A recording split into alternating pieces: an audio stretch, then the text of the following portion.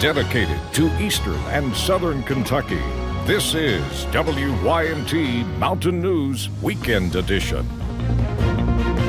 Good evening and thanks for joining us tonight. I'm Macy Marie. We begin this evening in a severe weather alert day, and that's due to the possibility of some flooding that could be heading toward our area.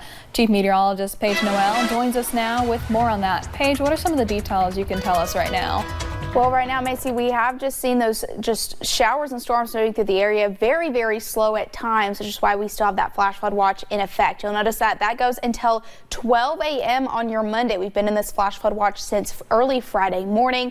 And even if you're not in this watch, those fringe counties over into Virginia, West Virginia, Tennessee, and especially down into Tennessee, you guys have seen some flooding over the past couple of days. But here's a look at those showers and storms now, scattered at times, a little bit more scattered today than I think we were expecting, which is actually some good news. But they're just moving very, very slowly through the mountain. So that isolated flash flood threat still in effect for tonight, and especially as we head into your Sunday. This is a loop over the past 6 hours. That just shows how slowly those showers and storms are moving through. The area is starting to cool down now. You'll notice those lower 70s for those areas like Hazard, Jackson, even Harlan, who's been hit with some rain. Mid to upper 70s, especially down into the Cumberland Valley, where they've just been a little bit drier for today. It's those dew points that are feeling absolutely miserable outside. Upper 60s, lower 70s. We're getting into that oppressive category, so definitely feeling a lot warmer than it actually is. So that flash flood threat really continues as we head tonight, and especially as we head into your Sunday and possibly into your Monday, because we have another cold front that'll be moving through the mountains. And you're probably wondering, does sunshine ever return? It does, I promise. We'll talk about that and more coming up in just a few short minutes. Macy. All right, thank you, Paige. And to the south of us, flooding already causing some issues in Tennessee. Some roads are closed, people are without power, and buildings are damaged from that flooding in Campbell County. Dispatch says early this morning, more than 2,000 people were without power. Law enforcement in Campbell County says they have received reports of multiple sinkholes. And with more rain expected to fall there this weekend, emergency management is keeping a close eye on that situation. And one of the issues there caused by that flooding, a damage to a church. This is the Faithway Assembly of God in Lafayette. Pastor Steve Bruce says he was devastated when he saw the photos. He was out of town when this rain hit, and church members are checking out the damage today. Although they do not know where yet, the congregation still plans on having a Sunday service. Remote Area Medical Clinic, also known as RAM, set up shop in Hazard this weekend. It's the second year for the event being in Perry County. WYMT's Laura McCord sat down with patients who say if not for RAM, they cannot afford services like this. No matter who you are, I desperately need my eyes checked. or why you come, I come here to get some teeth pulled.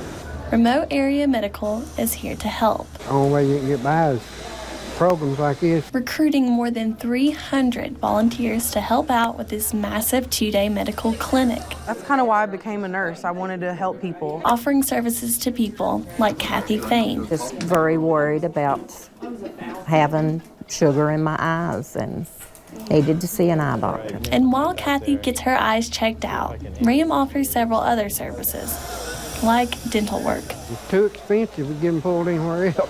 There is no cost and no questions asked at this event.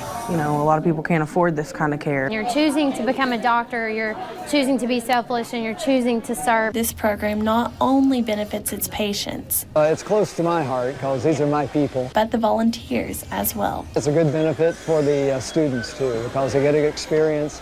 They learn to give as well as get. My goal for myself, along with the goal of the school, has all kind of come together by coming on this trip. For these volunteers, offering much needed care Just help them to see life through a better lens is truly amazing. is worth all of the hard work. I like it. It's going to help a lot of people. In Perry County, Lauren McCourt, WYMT Mountain News. If you would still like to stop by or know someone who would, the RAM Clinic will be back open tomorrow morning at 6 and will last until about 2 in the afternoon. Hundreds gathered in downtown Cynthiana for a festival celebrating hemp today, a plant that still raises a lot of questions. The passage of a farm bill in 2018 removed hemp from the list of controlled substances previously banned, opening the door for a hemp industry here in the Bluegrass. Brian Furnish, a farmer, says he's made the most money growing hemp, but still faces some challenges. People thought I was growing marijuana, I was going to get you high, and I had to educate people. Kentucky Hemp Days in Cynthiana is part of Hemp History Week. It's the largest educational campaign about hemp in the U.S. Imagine this, 911 being able to access your phone camera during an emergency. Well, a new system in Logan County, West Virginia will soon be able to do just that. The system can find a device's location and then allow dispatchers to send a link that the caller can click on and show video. And this new installation will also allow dispatchers to find a 911 caller's location even if the call drops.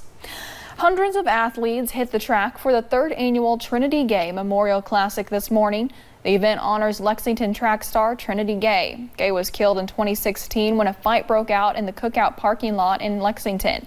While she's gone, Krista Frost talked with some athletes who say her talent will never leave their memory.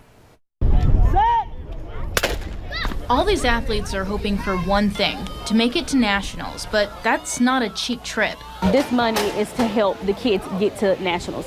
That's part of the reason the Lexington Blazing Cats Track Club created the Trinity Gay Memorial Classic. The other reason, to honor one of their own. This is hard. This is extremely hard because I'm used to seeing my child out here running. So this is hard to just watch everybody else's kids. Gay was gunned down in 2016 when hit by a stray bullet. Now her legacy is living on through athletes who share her passion for speed. One of the people who had a really bright future, and unfortunately the life was taken away too fast. Vernique Ninamu runs for Kentucky Phillies, an all-girl group that isn't too hard to spot. That's what makes us stand out every time we come to a track meet like this. While she didn't know Gay, she says there's one memory locked in her mind. I've seen her run before. She's really good, and I'm well, I want to be everybody wants to be the top and the best and the best, and she's one of the best of the best. Though these students are running to remember, Gay's mom wants them to know one thing. To have kids just want to run just for her is amazing, but I want them to run for themselves too. In Lexington, Krista Frost, WKYT. Boyd says this year was not as packed as years past because of the rain, but turnout was still strong. On Friday, Clay County deputies arrested a man for setting fire to his own home. Deputies say Timothy Stewart started arguing with firefighters who came to put out that blaze at his home on Bells Fork Road. When they realized Stewart was intoxicated and he was arrested, and deputies charged him with arson and wanton endangerment, among other charges. Over in Laurel County, deputies arrested a woman on Friday morning when she refused to leave a business off East Laurel Road. Ginger Shell threw a baggie on the ground and would not listen to deputies. While being arrested, she pushed and kicked a deputy. Shell was charged with public intoxication, possession of meth, and resisting arrest. More than 200 people in Martin County braved the rainy weather this morning for a county-wide cleanup after the effort Shaping Our Appalachian Region, also known as SOAR, made a big announcement. WYMT's Marianne Fletcher has the details. Cleaning up the county. It just makes you feel good to get out and do something. Katrina Sansom is one of more than 200 people who picked up trash near roads in Martin County Saturday morning. About how many trash bags do you think you guys have filled up today? Oh, goodness. Picking up more than 200 bags of trash. I think it's good for everybody to come together. And that's what it's all about.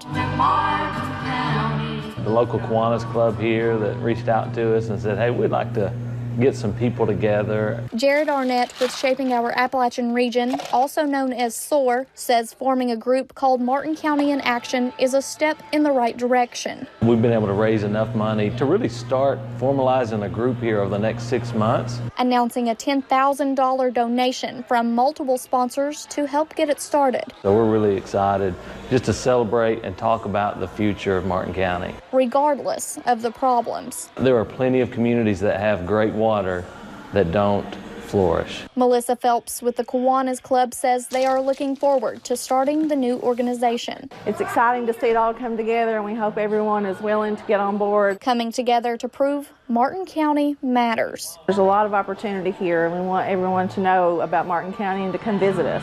In Martin County, Marianne Fletcher, WYMT Mountain News. For more information on how to join Martin County in Action, you can visit our website, WYMT.com. In national news, an agreement between the U.S. and Mexico on immigration enforcement ends the looming tariffs on Mexican goods. President Trump making a dramatic reversal on his threat to those tariffs against Mexico. Friday, the president tweeting that the tariffs are indefinitely suspended after the U.S. and Mexico came to an agreement on immigration enforcement. It was just last week that President Trump threatened to impose tariffs on all American goods entering the U.S. if Mexico did not do more to limit the number of Central American migrants moving through the country and into the U.S. We stood with the president to put tariffs on there to put pressure on the Mexican government, because when we met with the Mexican ambassador, they all tell us that they depend on a strong America. Well, with this influx of people coming in, overloading our system, that doesn't make America stronger, it weakens America. Mexican leaders say that a unity rally scheduled for tonight will now be a celebration rally in light of the agreement with the U.S. And still